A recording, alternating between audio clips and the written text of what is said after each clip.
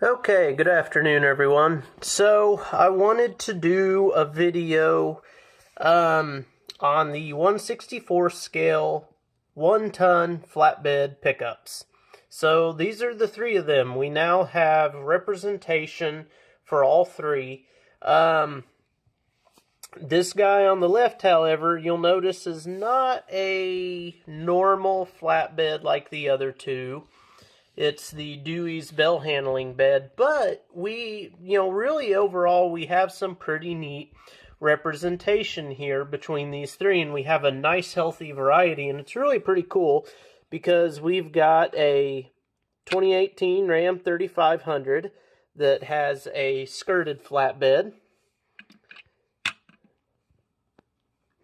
I'm trying to get it to set the right way. We've got a 2018 Chevy 3500 HD with a non-skirted flatbed, and both of those are by Greenlight. And then over here on the left, we have our SpecCast 2018 Ford F350 with a Dewey's pivot squeeze bell bed, arm bed. So we really have a pretty good side-by-side comparison of the three flatbed trucks that are currently out there. Now, one quick note. I believe SpecCast this year, it's now 2019, we're in February of 2019, SpecCast has, they're calling it an F250 on their website, but I think they mean F350, that will have just a flatbed. And what it looks like, if you go to their website, they do have some pictures of it. It looks like what it likely is just a non-bell bed version of the Dewey's bed. So it's basically a Dewey's flatbed because it still has the silver sides, from, if I remember correctly. And that's something that Dewey's does. Dewey's does flatbeds that have silver rails, or whatever you want to call these pieces that run along the top of a flatbed. So we will have a flatbed, just a standard non-hay handling flatbed version of this truck later this year. So we can expect to see that. So we have that one. And then we've got, I've done a review on the Ram with the skirted. I call this a C&M style flatbed. C&M is the big maker of these skirted flatbeds that I see. They're very popular. People really like them. They're kind of a luxury flatbed, if you will. So, I've covered this one. This one's really good. It is kind of interesting to compare and do a bit of a side-by-side between a normal flatbed like this and the Dewey's flatbed. It's kind of interesting to see some of the differences. For example, SpecCast has some detail, like they put mud flaps. You don't have mud flaps on here, but the Chevy does. We're about to see that here in a minute. And then just some of the other little differences. SpecCast used a kind of a textured material to do the top of their bed, whereas Greenlight did basically like a miniature diamond plate kind of a thing. As far as lights are concerned, I can't take the bail off. The bail's kind of stuck on there. As far as lights are concerned, you have some of the nice details from SpecCast on lights that you also had on the Greenlight version. You even have like some toolbox detail. But one thing on this SpecCast, with the bale of hay in the way, it's really hard to see. The headache rack back here is solid. And so that is one thing that is a little different. Maybe you can see it there. So that part of the headache rack right in there is actually a solid piece.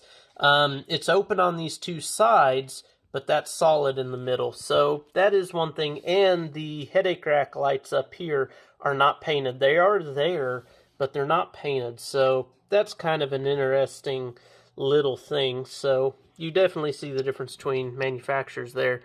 But now, coming back into focus, I want to quickly, I'm already 5 minutes in, I want to try and fairly quickly compare these two. So this is the Chevy 3500 flatbed. And we can see that we have on the Chevy, a non-skirted flatbed as opposed to the Ram, which has the skirting. This is more of what I would call like an industrial style flatbed. And it's already bigger. It's already wider. It's about the same length as the Ram, but it's already a little bit wider because of the wider casting of the Chevy. So you already see some difference going on there.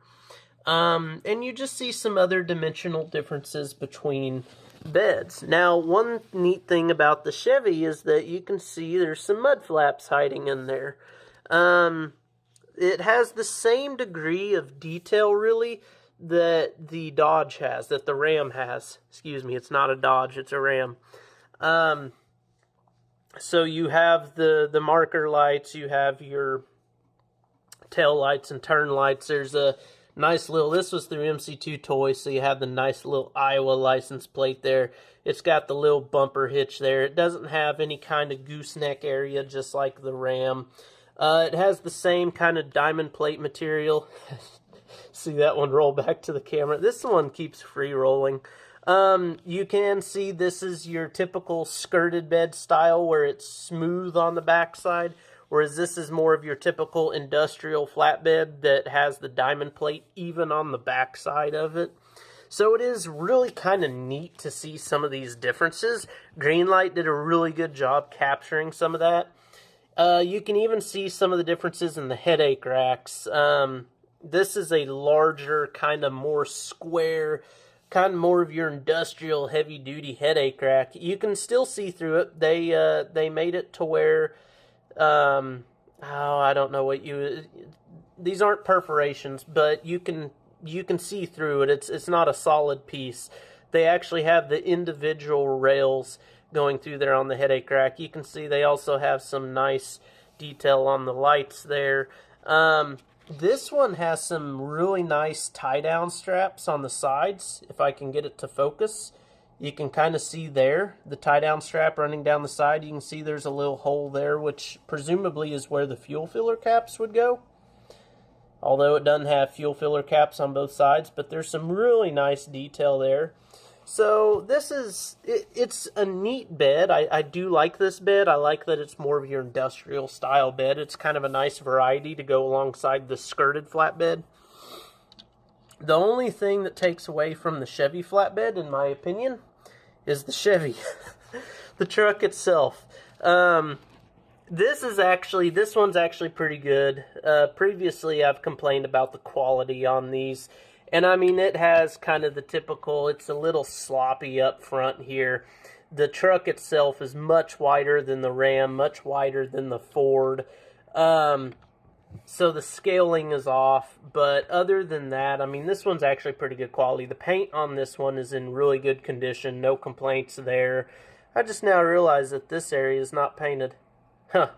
That's interesting. I imagine it is on the real ones, but I've never looked. So it's your typical Chevy 3500 like the other ones that I've reviewed before. It's got the step bars. I mean, it's not a bad truck. I just wish their scaling was better. The grill detail on this one is actually pretty nice, pretty clean, crisp and clean. It really looks pretty good overall. Here's kind of a good side view of it. You can see your mud flaps there. So the mud flaps are a nice little detail. It has the same wheels as the Chevy Dually, by the way, but I really like these mud flaps. These mud flaps are really a nice detail. It's your typical mud flap you would expect to see on an industrial kind of work truck like that. It has that texture on it. But that's really neat. You've got some nice little marker light detail. Yeah, there's your fuel filler cap. Now, there's one thing I don't like about this flatbed. This is the one thing I'm going to bash about it. So you can see the plastic down in there, which is fine. That's kind of like a frame rail, right? So there's really, I don't have an issue with that. And it has the toolboxes here, which are actually little plastic toolboxes separate from the bed. That's kind of nice. What I don't like is this piece of plastic right here. There is this random piece of plastic here, and you can see it's part of the casting. They're part of the underbody casting, that plastic casting. In the back, it's not there, so the back looks normal. This looks like a normal truck. But up here, you have this stupid piece of plastic that sticks out, and it's not realistic because real trucks don't have that. Real trucks don't have this random just chunk of nothingness there. Instead, it would be a vacant space, and you would be able to see into the frame rail. And usually on flatbeds like this, normal flatbeds like this, your toolbox would be up here, up against the back of the cab. At least the ones I've seen. So that's my only complaint about it. Other than that, it's a nice toy. I like the flatbed. It's cool. I think the headache rack, one other just quick little thing, I think the headache rack's a little too big. Most headache racks I see don't stick that far above the cab. That headache rack is huge. But other than that, it's actually not a bad truck. I was going to go into this review thinking I'd be more critical of it. I actually kind of like it. I guess it's growing on me with time. So there you have it. I mean, there's your two Greenlight flatbeds. Really, these are neat products to have on the market. I really like these products. They even look good sitting side by side, so, you know, that's saying something. These are really neat products. I really like that we have them, and it's really neat that we now have all three of these items. We have the Ford with the Dewey's bed, we have the Ram, we have the Chevy, both with flatbeds, both with conventional flatbeds, and before long, we should finally have an F-350 with a normal kind of Dewey style flatbed that doesn't have the hay handling part, just a conventional Dewey's flatbed. So it'll be pretty cool. There's some neat stuff out on the market right now, and it's neat to see it. So hope you enjoyed this video. I'll talk to y'all later.